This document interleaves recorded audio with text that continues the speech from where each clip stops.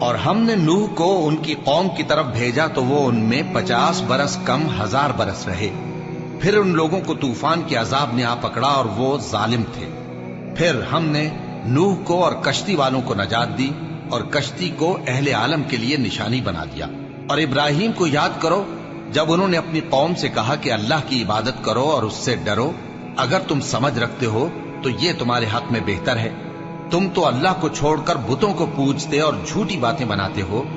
جن لوگوں کو تم اللہ کے سوا پوجتے ہو وہ تم کو رزق دینے کا اختیار نہیں رکھتے، بس اللہ ہی کے ہاں سے رزق طلب کرو اور اسی کی عبادت کرو اور اسی کا شکر کرو، اسی کی طرف تم لوٹ کر جاؤ گے۔ اور اگر تم جھٹلاتے ہو تو تم سے پہلے بھی امتیں اپنے پیغمبروں کی تکذیب کر چکی ہیں، اور پیغمبر کے ذمے کھول کر سنا دینے کے سوا اور کچھ نہیں۔ کیا انہوں نے نہیں دیکھا کہ اللہ کس طرح خلقت کو پہلی بار پیدا کرتا ہے، پھر کس طرح اس کو دوبارہ پیدا کرے گا؟ یہ اللہ کو آسان ہے۔ کہہ دو کہ ملک میں چلو پھرو اور دیکھو کہ اس نے کس طرح خلقت کو پہلی دفعہ پیدا کیا ہے، پھر اللہ ہی دوسری بار بھی پیدا کرے گا۔ بے شک اللہ ہر چیز پر قادر ہے۔ وہ جسے چاہے عذاب دے اور جس پر چاہے رحم کرے، اور اسی کی طرف تم لوٹائے جاؤ گے۔ اور تم اس کو نہ زمین میں عاجز کر سکتے ہو نہ آسمان میں، اور نہ اللہ کے سوا تمہارا کوئی دوست ہے اور نہ مددگار۔ اور جن لوگوں نے اللہ کی آیتوں سے اور اس کے سامنے حاضر ہونے سے انکار کیا، وہ میری رحمت سے نا امید ہو گئے ہیں اور ان کو درد دینے والا عذاب ہوگا۔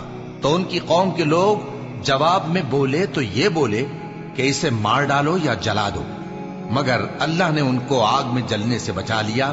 جو لوگ ایمان رکھتے ہیں ان کے لیے اس میں نشانیاں ہیں۔ اور ابراہیم نے کہا کہ تم جو اللہ کو چھوڑ کر بتوں کو لے بیٹھے ہو تو دنیا کی زندگی میں باہم دوستی کے لیے، مگر پھر قیامت کے دن ایک دوسرے کی دوستی سے انکار کر دو گے اور ایک دوسرے پر لعنت بھیجو گے، اور تمہارا ٹھکانہ دوزخ ہوگا اور کوئی تمہارا مددگار نہ ہوگا۔ بس ان پر ایک لوط ایمان لائے، اور ابراہیم کہنے لگے کہ میں اپنے پروردگار کی طرف ہجرت کرنے والا ہوں، بے شک وہ غالب ہے، حکمت والا ہے۔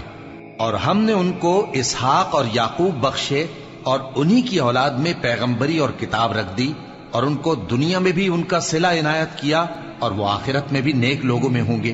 اور لوط کو یاد کرو جب انہوں نے اپنی قوم سے کہا کہ تم عجب بے حیائی کے مرتکب ہوتے ہو، تم سے پہلے اہل عالم میں سے کسی نے ایسا کام نہیں کیا۔ کیا تم مردوں کی طرف مائل ہوتے اور رہزنی کرتے ہو اور اپنی مجلسوں میں ناپسندیدہ کام کرتے ہو؟ تو ان کی قوم کے لوگ جواب میں بولے تو یہ بولے کہ اگر تم سچے ہو تو ہم پر عذاب لے آؤ۔